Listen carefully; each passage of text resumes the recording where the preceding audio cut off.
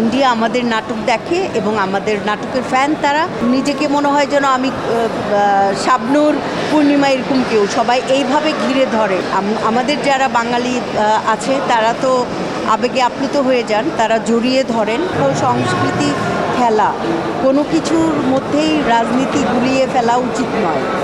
আগের চেয়ে তো অনেক বেশি মানুষ বাংলা নাটক দেখে, শুধু বাংলাদেশেই না, আমাদের পার্শ্ববর্তী দেশ ভারত, ইন্ডিয়া আমাদের নাটক দেখে এবং আমাদের নাটকের ফ্যান তারা, আমাদের ফ্যান তারা।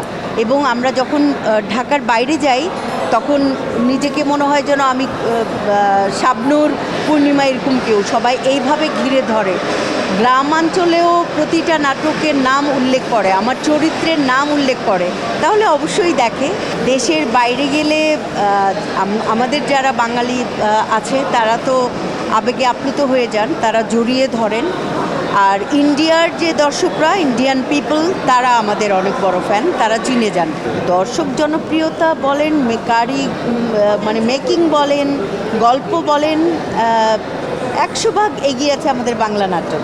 অনেক বেদনাদায়ক, আর কিছু বলার নেই।